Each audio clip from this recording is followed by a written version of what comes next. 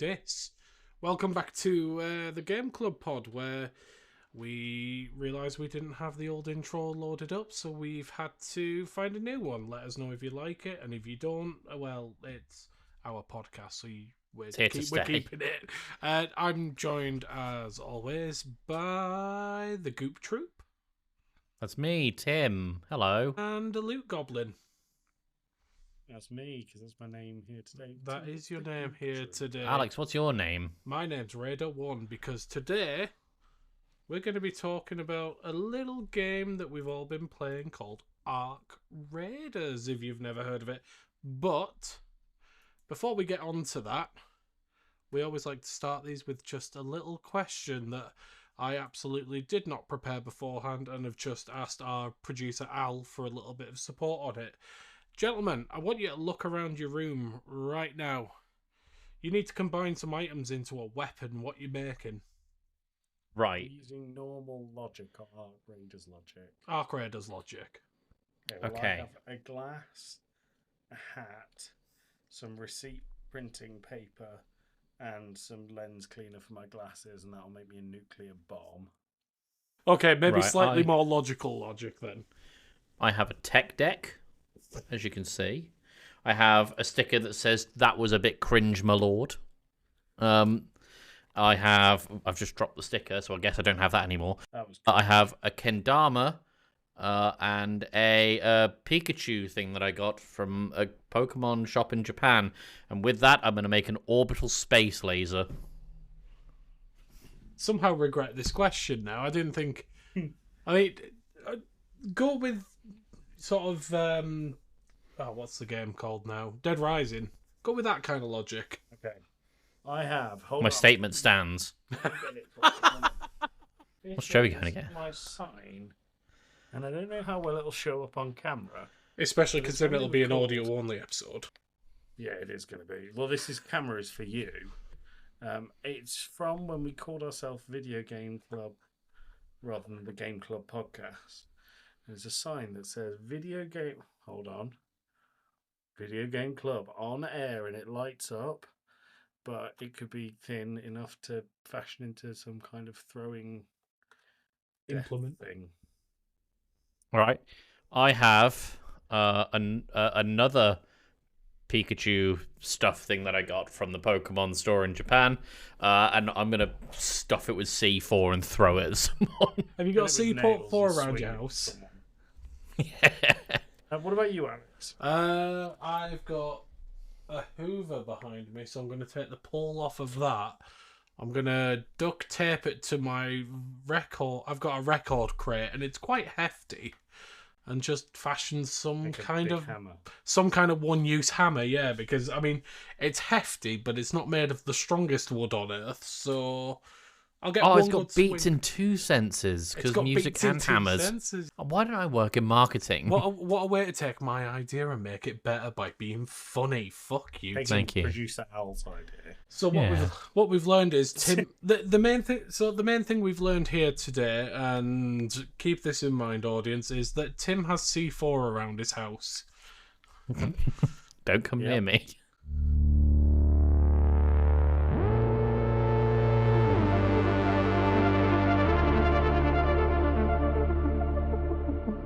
Cool audio sting. Why? That is Ark Raiders noises, Tim. I didn't expect that to happen. It really caught me off guard. I win. So can I just say, before we get into the episode, if you want a more in-depth version of Ark Raiders, our friends over at Gaming Views, fucking hell, over at Gravy Views, Gaming Views, Down and Down with the Gaming Flair, did a really good episode on Ark Raiders, probably 4 or 5 weeks ago at time of release. That dived really, really deep into their development of the game, which I don't think this is going to do, is it? No, we never do. Okay, good. Go to them if you want factual and interesting. Come to us if you want dumb. As we've mentioned, we are talking about the 2025 game Ark Raiders. It is a dystopian extraction shooter that was developed by Embark Studio, whose only previous title is The Finals. For anyone who played that, not us. I didn't. Was it any good? I downloaded it, but I never had activated it, I guess. No, I can't say I ever played it. So it's an extraction shooter, and the long and short of the story is there's been some world-ending event, and the human population has receded underground, and they send people up to the surface, known as raiders, to collect valuable resources and, for some reason, cat beds and dog collars, and things like that, just to try and maintain their way of life underground. You play as one of these raiders, and it is a PvPvE game, which, now, when you say PvE/PvP, you tend to think that it's going to be a lot of dickheads ruining the fun for everyone else.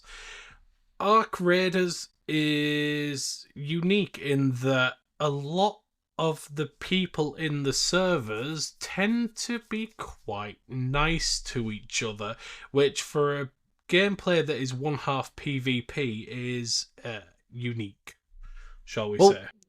Part of the reason for it that we'll have probably experienced is because this game uses what's referred to as aggression-based matchmaking, where if it picks up that you're aggressive in the PvP, it will put you in other PvP-based lobbies, and that covers everything from, did you shoot first in a particular interaction? Did you say, hey, don't shoot, and then shoot someone? It picks up whether or not you're going to be an aggressive player and puts you with other aggressive players, and if you're more of a passive player who enjoys the PvE element, you'll play with them. Which is an interesting way to do it, because I feel like they could have just as easily gone, hey, here's PvE lobbies, here's PvP lobbies, take your pick. But instead, everyone is thrown into the same pool of lobbies, and based on how you play, as Tim said, you get sort of put with generally like-minded people. Now, obviously, it's not a foolproof system. There's been... I think the three of us here tend to be quite passive players in terms of we will not initiate combat with other raiders, and generally we get the same reciprocated to us. There's obviously the occasional time you'll run into someone who just goes, nah. But for the most part, they've done a really good job with that system. But I think the thing about Ark Raiders, and I think that what it feels different to other extraction shooters where it's PvP, PvE, is the game almost feels like it was designed to be cooperative with other people. I think a lot of PvP, PvE, is it PvP, PvE, or is it PvPvE? PvPvE. Okay. With a lot of PvPvE games, it feels like it's designed for people to be the main threat.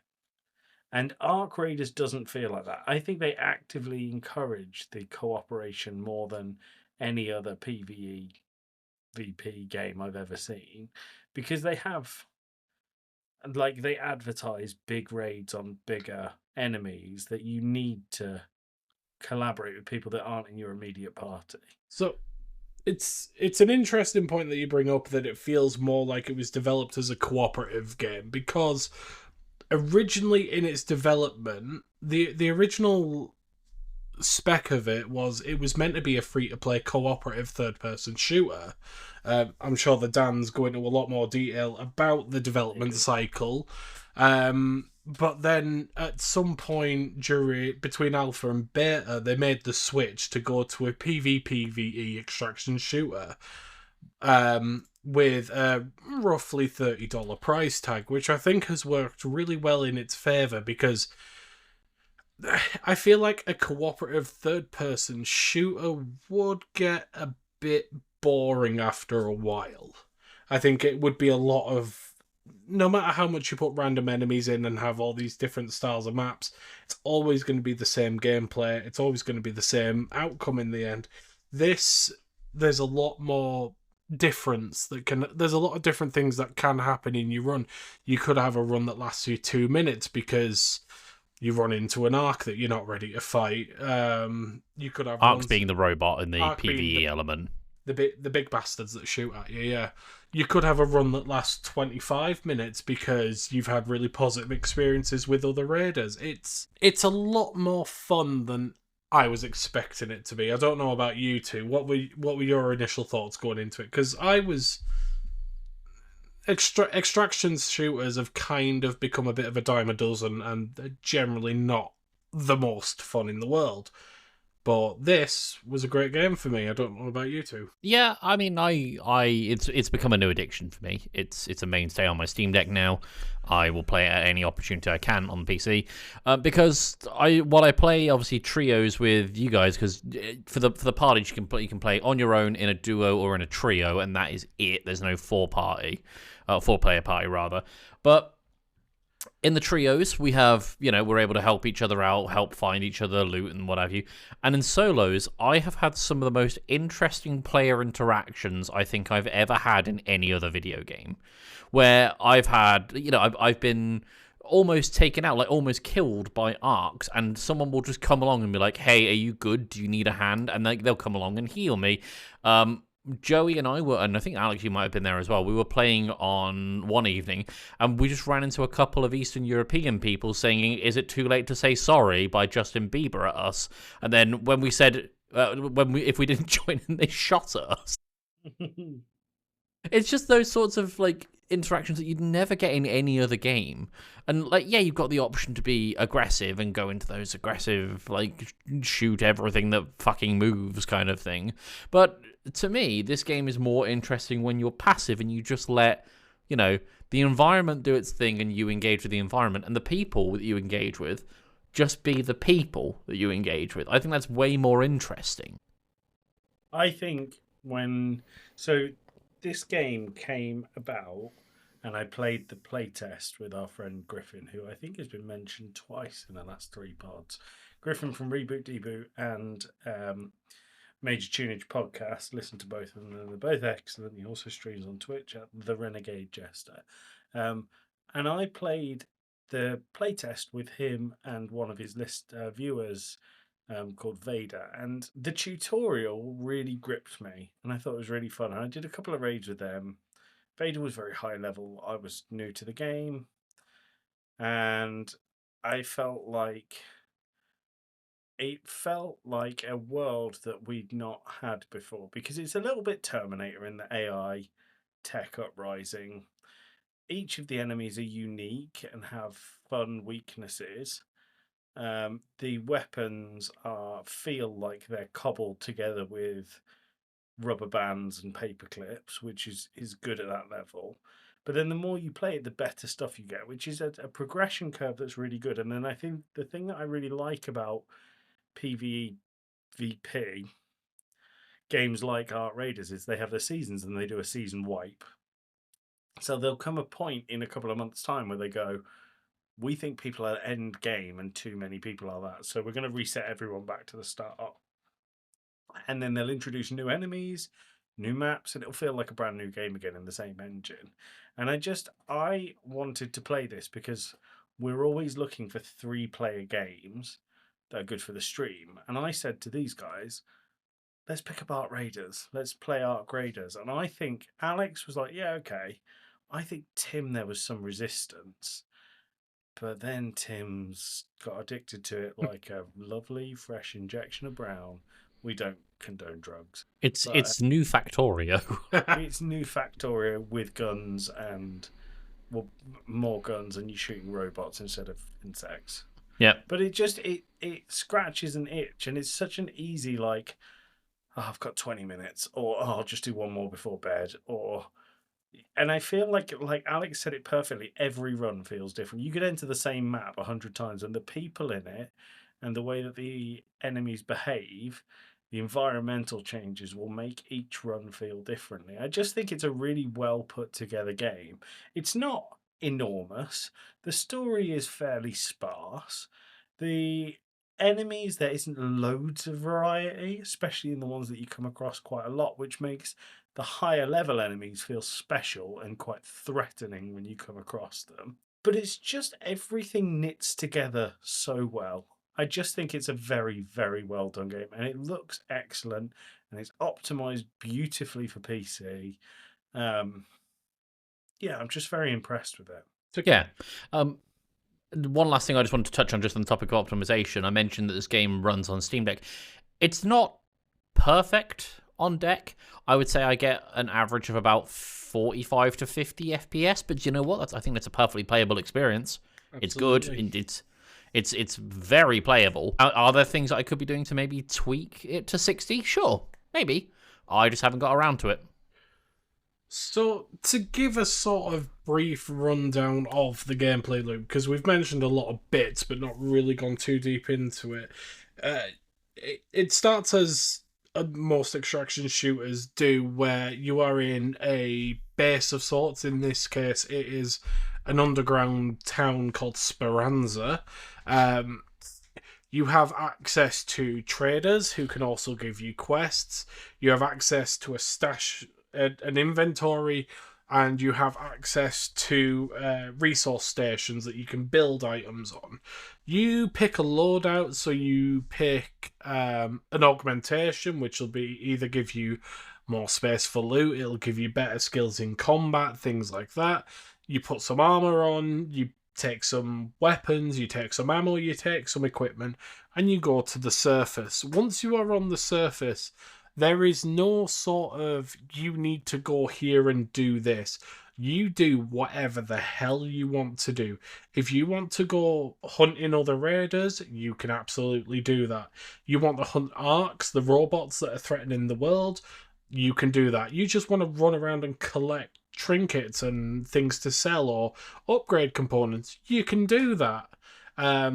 You then return back to Speranza through random evac points, and then when you're in Speranza, you can make weapons, you can build equipment, you can do your trader stuff, and rinse and repeat.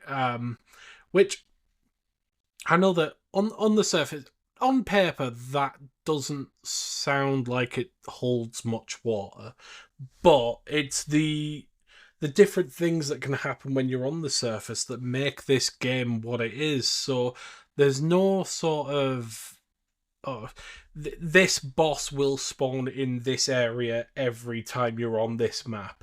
The bosses, the matriarchs, the bastions, things like that, they can spawn fucking anywhere. Even the little enemies, they're not always going to be in the same patterns. They're not always going to be in the same places. You could find you could go to one of the little towns, and there might be two of the Rocketeers, the big armoured bastards that fire missiles at you. Two of them floating around. You go in the next time, that same little town, that little village is completely empty. There's not a single arc there.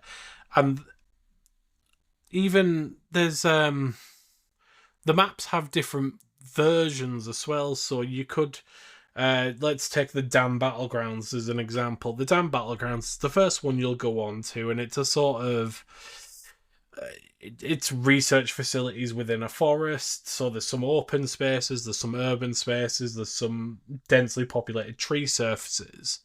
But you can go in and it could be raining, which affects how efficient you are in combat. It could be foggy, which makes it really hard to see your enemies. It could be thunderstorms, which is an environmental hazard where lightning can hit you and very frequently does. Things like that, and it keeps it like I said, it makes it feel like you're not falling into a monotonous pattern of, okay, if I land here, I need to go here, get this, because I feel like I know it's not an extraction shooter, but when we were playing Warzone, Tim, it got to a point where it was like, right, we need to go here because we know this weapon will spawn. Or same with Night Rain, we need to go to this tower to collect this and then go here. This is more of a, right, where's it put me? Okay, it's put me here. Okay, I guess I'll have a look around. This place is nearby. It's got high amounts of loot, but there is a big arc in the way. So do I decide to fight it, or do I go somewhere Do I else? want to try and walk around it? Yeah, and the other thing as well, we've mentioned ad nauseum the extraction shooter aspect of this. A big part of this game is going into areas and looting stuff, be that equipment or resources or whatever the case may be. Maybe it's quest items, I don't know. But what this game does really well over other extraction shooters, I find, is it's not infuriating if you die and lose your stuff, because everything is replaceable. And it makes it sound like there's nothing of value. Of course there's stuff of value, like blueprints that allow you to craft like weapons or equipment back at the base. But you can always get another one. You can, like, it's rare and you have to be lucky to find it, but you can find it. And this game is really good at feeding you such little dopamine hits of being like, I don't know, to throw a number out in the air, every 20 raids rather, you might find a blueprint. Sometimes you'll go 50 without finding one, but that's part of the fun. And when you do find something, there's a real sense of urgency, being like, right, I've got to get out of here with this stuff now. And then then the whole game shifts to becoming like, how can I leave safely? Yeah. I don't know if you guys have played... Tim, I know you played one round. I don't know if you played more than that of Escape from Tarkov. Yeah, I played a couple rounds of it. So Escape from Tarkov is very similar. I think that the devs of this definitely saw some inspiration from that game. But the difference is, I feel like Ark Raiders is so much more accessible and almost forgiving than Escape from Tarkov. I don't think there's any weapons that Raiders can have that would one-shot you. And it's quite clear where you've been shot from. Whereas in something like Tarkov, where it's much more hardcore, you can lose your loot in a second. Whereas both games have like a free loadout system. In this, it's called a free loadout. In Tarkov, it's called a scav. But people go out and actively hunt scavs in Tarkov, whereas in Ark Raiders, because of our matchmaking and because we're not aggressive with it, people genuinely are quite happy to help. And I feel like it's such... Given its circumstance in the game itself, you are fighting droids that are very much trying to kill you. The community around it is just wicked. And the amount of TikToks and stuff. I saw one today of a guy who calls himself the Hairpin Bandit. And he has a gun, and it's a base level gun called the Hairpin. And he goes and he tells like a bard's tale to people out in the street, and he asks them if they've seen the Hairpin Bandit. And his whole shtick is, he's a bandit, but he just robs one piece of loot from someone, and then he doesn't cause trouble. And the two people I saw him give both gave smoke grenades, and when he gave them, he shot his hairpin into the air, shouted "Huzzah!" And then he said, "And now I'm gone." And he threw the smoke grenade down and then ran around a corner. And the two guys were like, "Oh my God, he actually disappeared." And it's just that kind of level of stupidity is excellent. I've seen some people do a thing where they role play as the Speranza Metro Police. So what people will often do, because of the PvP element of this, is they will just hang out there's a couple of maps where you can extract via a train. And some people will hang out at the train station and shoot people for their loot and then just get on the train and leave. So what these guys were doing was they essentially set up a couple of barricades and checkpoints to allow you to check your weapons in at the metro station, so you couldn't do that. And if you at all tried to shoot anyone, you'd become Swiss cheese. Yeah. It's awesome. I saw one of a guy who was, and again, it was in one of these train stations, but he was a trader. So what he'd done was he'd found some quite valuable loot, set it out in front of him, sat down at the train station. As people came around by, he was like, "Do you want to trade?" And they're like, "Oh, I could do with, this snap grenade." "Oh, well, what have you got that you can trade for it?" And they'll be like, "Oh, I've got 3 arc plates." So it's like, yeah, cool, crack on. And there seems to be a lot of mutual respect within Ark Raiders that you can do. You wouldn't be able to do something like that in, something like Hunt Showdown or Escape from Tarkov or Armor, things like that. You wouldn't be able to do you wouldn't be able to do stupid, almost role-playing things like that. But in Ark Raiders, you can, because everyone kind of just gets on. It reminds me of the Helldivers community when that first kind of made it big. Big time. I think Big that's fair, Helldivers yeah. energy in this game. Yeah. Although I will say the thing that I think I really enjoyed about the Helldivers community that this one doesn't really seem to do is, and it's probably just because of how Helldivers is presented, a lot of the community in Helldivers were like really into the role play of being a Helldiver, whereas there isn't so much of that with this. There's a bit, but like it's not to the same extent. But still, very positive community for, I would say, 90% of the time. The other 10% is just, PvP stuff, which as I've said, I'm not particularly interested in. No. Tim's really funny when he plays this. What do you mean? You just wander around and every now and then Say we're hello having a to conversation. So we're in Discord. Some people use in-game chat. We probably should use that a bit more. But then we'll be having a conversation and Tim will just go, "Hello, are you friendly?" Hello. It's so polite and so English. Well, Whereas some people just go, "Friendly," or they use it in-game. Don't shoot. And Tim's like, "Hello, how are you? Hot tally-ho, Pip, pip, pip. pip." I find out if they need healing. Exactly. He's a It's medic. just- He's role-playing a medic. I like it. I think it's good, Tim. I'd like to talk very briefly about the awards and ratings on this game, because there is an interesting little blip on the radar, shall we say. So 2025, the Game Awards, it won Best Multiplayer Game, and then in the Steam Awards, it won the Most Innovative Gameplay. Then in 2026, at the DICE Awards, it got the Online Game of the Year, which I think all three of those awards, absolutely fair, totally justified. Publication reviews. So Destructoid gave it a 9 out of 10. Game Informer, 9 out of 10. GameSpot, 9 out of 10. Games Radar, 4.5 out of 5, which is 9 out of 10. Same for Hardcore Gamer, same for IGN, surprisingly. PC Gamer gave it an 86 out of 100, and Push Square gave it a 9 out of 10. And then we have Eurogamer, who gave it a 2 out of 5. 2 out of 5? Which seems baffling to me. I don't know what Eurogamer's problem is.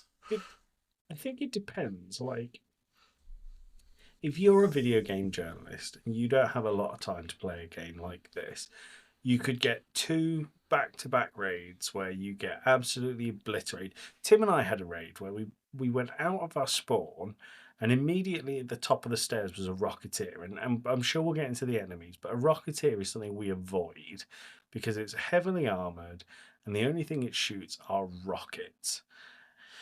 And we got obliterated by it really quickly. Absolutely and then battered. if the next raid you do that and then you come across raiders that you don't like and they just turn you into Swiss cheese quickly, and then you think, oh, well, it's just going to be the same every single time.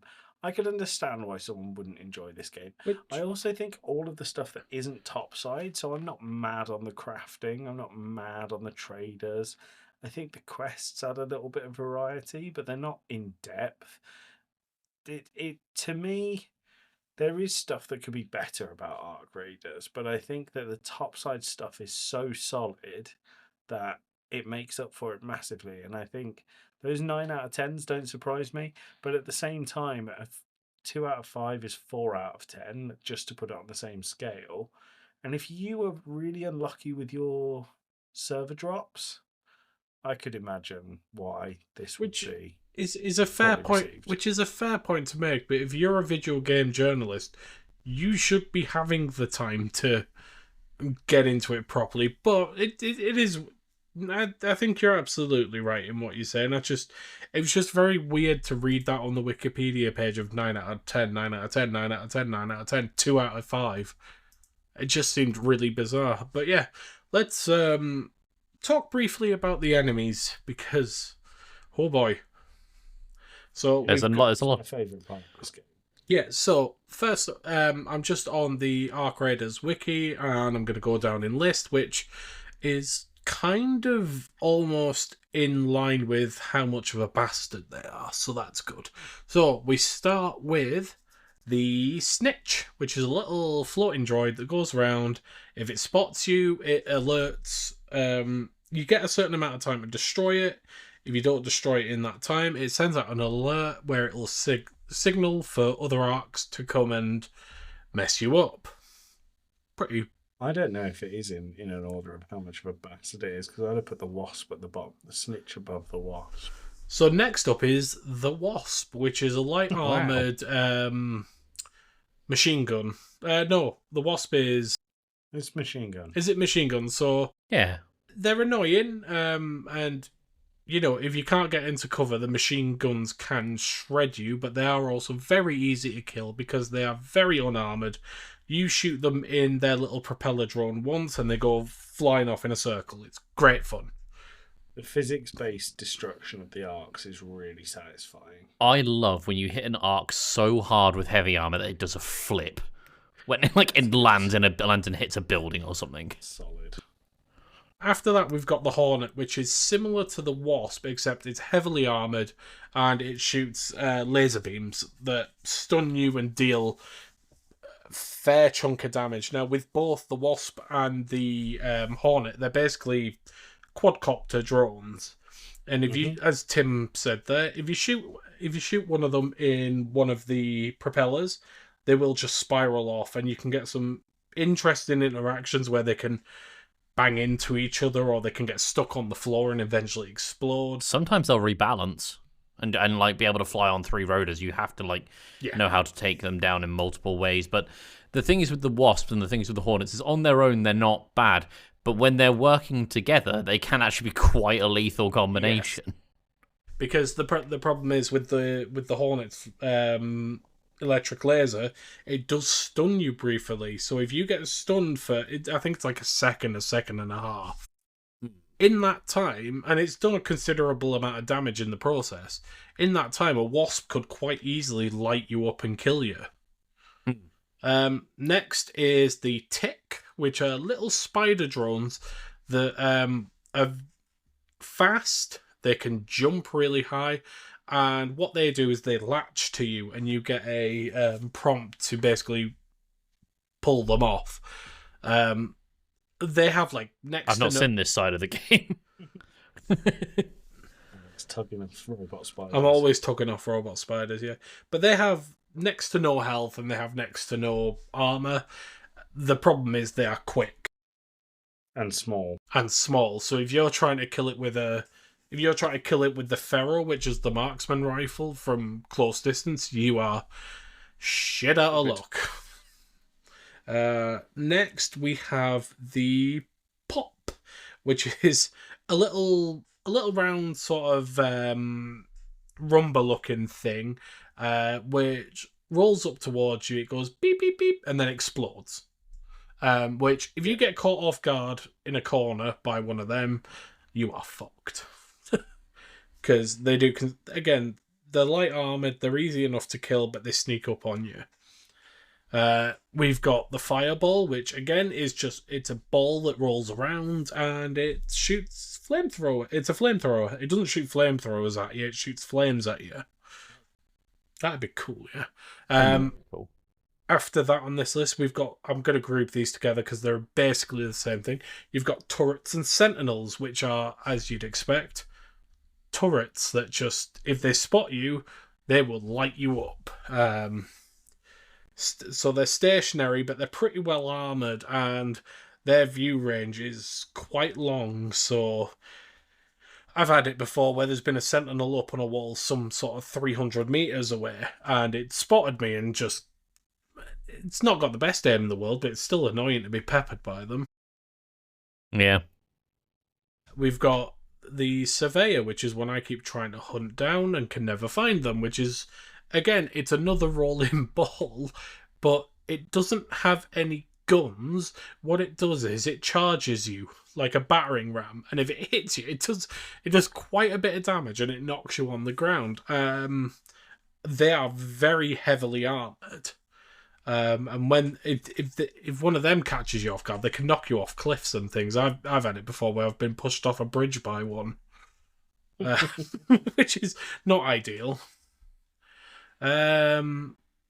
well, there's a shredder, which I think again is another. I've never seen That one is a shredder is exclusive to the map Stella Montis, which is largely known as a PvP area. Granted, I've never experienced PvP in there. Essentially, it's a floating set of array of shotguns. Oh no!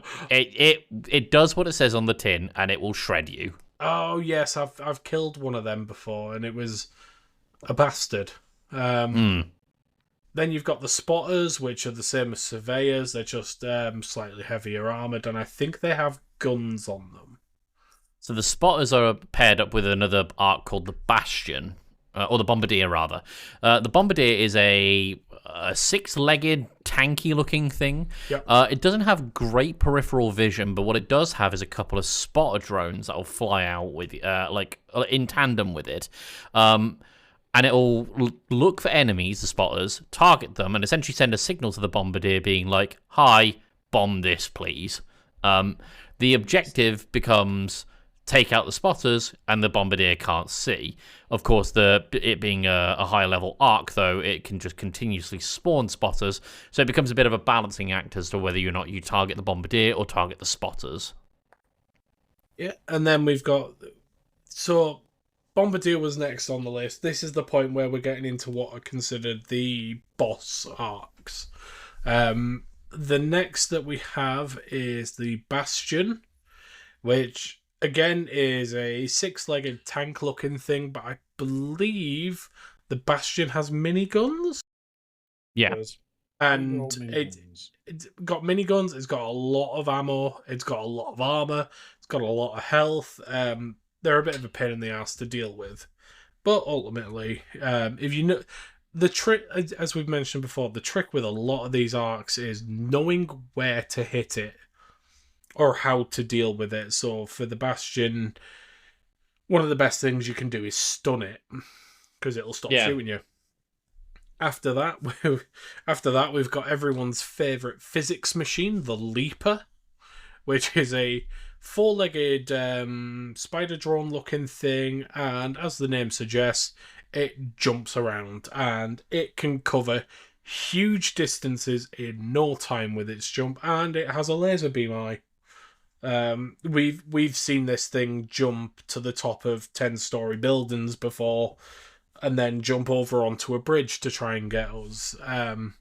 But it's really funny how its physics interact, because if you shoot it while it's mid-jump and do something that knocks it off course or damages it, it kind of just flops around and falls to the ground, and it's bizarre to watch, and it's really funny, but then it gets back up and you go... After that, we've got everyone's favourite, the Rocketeer, which is a slow-moving quadcopter drone that is very heavily armoured and fires heat-seeking missiles at you. You can kill them. They're not the hardest thing in the world to kill, but the problem is they're very good at killing you, as Tim found out on one extraction. It was my second extraction ever. And part of the way that you extract is you have to interact with a computer in a kind of bunker that will then close up and then take you back to Esperanza. As I finished typing on the computer, the Rocketeer fired a missile into the bunker, blowing me out of the bunker while the doors closed on me. So Tim just ragdolled into the bunker, and luckily, extract. No, you didn't extract. No, I didn't extract. I got blown out of it, so I just died and lost all my things. So me and Joey were just there, like, bye. Yeah, pissing ourselves laughing. Oh, it was cracking. Next up, right? The next two are like the big bosses, and these require these are where the cooperative play element comes into it, because if you try and do this as a trio on your own like us, not a fucking chance. These are the kind of things that take the entire server to deal with. We have the Queen, which is a six-legged spider, but it is massive. It is the size of a building. When it tells you there's... Yes. It's also got acrylics on the end of its legs. It does, yeah. I don't actually know how it fights you, because It has laser beams Is and it guns laser beams and missiles. guns and missiles. It has everything. It's got the whole package. But it is massive and a pain in the arse. But it's one of these where some of the loot it drops is sort of end game stuff that you need. So, well worth a hunt. They also don't come up that regular. It's not every map you're going to find a queen. And then we have the matriarch, which I think is just... It's very similar to the queen, but it looks cooler. And his laser is much more destructive. Yeah. And that's all of the arcs that you're going to face off against. What's your favourite? I love a wasp. And I know it's not because wasp is a baby easy. I just love blasting the rotor off that thing and just seeing what it does. I think it's hilarious. I love the Rocketeer. I know they're awful to deal with because they're so heavily armoured, but you can shoot them from so far away, and I like to just pop a shot, not tell anyone, and then just... It slowly comes over towards you, like... Yeah. Quite menacing. It's What about quite you, menacing Alex? because you tend to find them around extraction points as well. So you're there looking at the extraction point, going, "Oh, if that Rocketeer sees me, I am done." Funny. I like a leaper because it's really the way they fall down the side of buildings is just really funny to me because they kind of just tumble and the legs are splaying all over the place. It's a great time. Pissed spider, isn't it? Yeah, with 4 legs. With 4 legs. Nice. I don't know if there's too much else to go through with Arc Raiders. Shall we do scores and get It's out? our ratings. Shall we do ratings and then go play Arc Raiders? Yes. Yes. Excellent. Right, as always, we are going to do story, gameplay, and audio visuals. So, gentlemen, starting with Goop Troop Tim. Story. The story isn't why I'm here. I love the setting of it. It's almost Electric State in a way, and not the shitty Netflix series. I'm talking the book. It's an interesting universe, but I just don't know that storytelling is this game's strong suit. So I'm gonna go with a 6. Yeah, that's Yeah, 6. Joey? I agree with Tim. 6 out of 10. It's explained at the start. I'm sure as we get more updates, it'll be expanded upon. It's not why we're here, but yeah, 6 is fine. Yeah, I agree. It's a solid premise. The characters have a bit of a backstory to them, but at the end of the day, the story's not why you're there. But they've built a universe and a history that is believable for the setting. They've not just thrown any old shit together and gone, that'll do. So 6s across the board there. Gameplay. Joey. 9.5. Love the gameplay. I'm counting Topside only as gameplay. I don't care for the Raider crafting thing that much, which I'm sure I'll get more into as I play more. You guys have played more of this than me, but the Topside bit is so fun and exciting. 9.5 out of 10 is where I'm going. Also 9.5. I actually quite like the raid, the trader and the quest system. I was thinking about this while I was playing earlier, and thinking to myself that the traders almost exist to be made redundant by you continuing to play the game. They're just a really handy vehicle for you to get things that you might need in the moment at maybe a bit of a price. I think an interesting idea, and I love the fact that you almost set your own objectives, being like, right, I'm going to go and find this thing, or right, I'm going to go do this.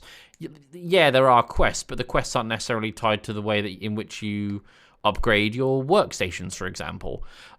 You might need to go and find a certain item for them, and for that you need to go on a scavenger hunt, which involves you going to the right place at the right time and just having to get that little bit lucky and finding the thing. I don't know if you remember, Alex and Joey, I was searching for about a week for a cat bed. Yep. In order to upgrade my chicken, which makes sense if you played Arc Raiders. I could not find it for a week, and this evening I found 8 of them because that was just my luck. And there's no there's no formulaic way to be like, oh yeah, this person's gonna get the drop this time, because it's all luck and it's fun. It's a spin of the wheel and you get what you get. Yeah. Good.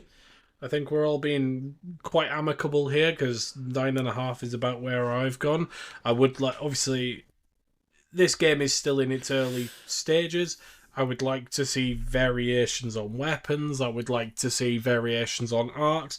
I think it would be very cool if, for example, with the Wasps and the Hornets, that there were 4 or 5 variants of them, but they weren't super obvious which variant it was you were going against. I think things like that would just add just that little bit of extra spice. But yeah, a 9.5 is absolutely online. And A bit of spice. a bit of On spice. the topic of more variety of arcs, by the way, have you guys seen the Emperor arcs that are approaching from over the horizon? No.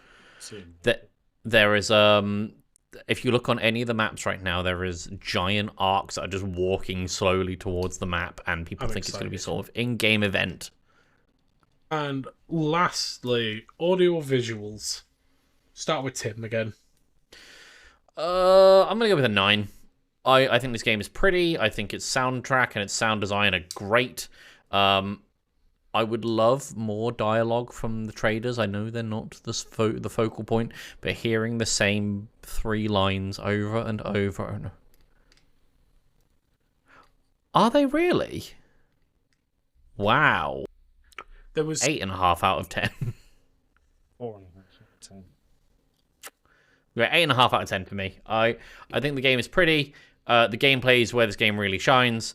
It's got a good soundtrack. I didn't know about the AI voices. That's actually taking So, it down a little looking peg, at- in my opinion. Maybe I'm wrong. I think it's the in-game voices. Yeah, I'm looking at the Wikipedia here. This also explains Eurogamer's 2 out of 5. In Eurogamer's review of Arc Raiders, Rick Lane criticises the game's use of artificial intelligence for text-to-speech, stating that the generated voice lines for non-player characters are mediocre. Embark Studios previously received similar criticism for the use of AI voices in the finals.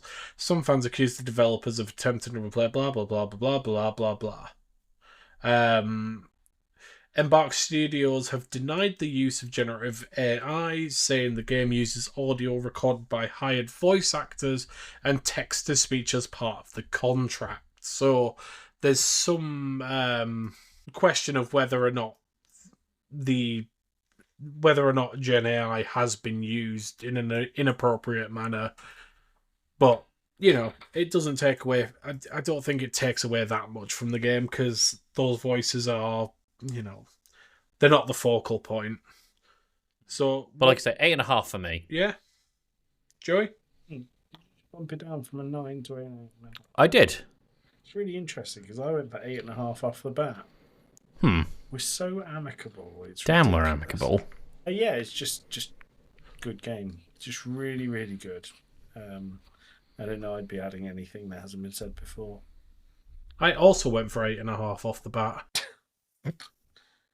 God damn, we're agreeable. Much like the servers that we go into on this game, we're agreeable. No, but I think the audio design's good. The arcs sound interesting. The way the gunshot sound is good. It looks like nice. The map variants are nice. I think all in all, they've done a good job with it. And if they have used AI voices, that's not great, but that's just the fucking industry we're in at this point, I think. As Tim said, I would like to see more voice lines, because when you're greeting when you're greeting other people and all you ever get is "Hey Raider, hey Raider, hey Raider, hey Raider." That's all we want. Yeah, why not? So Gives us an 8 out of 10. across the board, I think. 8 out of 10 for me. Well, because we all scored the same, so it's 8 out of 10. Yeah, 8 out of 10 across. Solid. That might be And the a most recommended. and a recommended. I think that might be the most amicable scoring that we've ever done. It's an amicable game.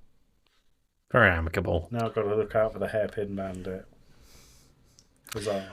I did see something on Reddit, someone complaining about one of the emotes being a salute where they've got the hand like that, and they were like, I didn't earn my money in the US to pay for to have a salute be incorrect. It's disrespectful to our troops. And someone was like, the game's based in Italy. By the way, it's not the Italian salute either. It's actually closer to the British salute, but that's by the by. It's not an American salute either. Yeah. Good. What are we doing on the next main line? We stopped announcing these. We All did right. actually stop announcing them because we had to keep changing them last minute.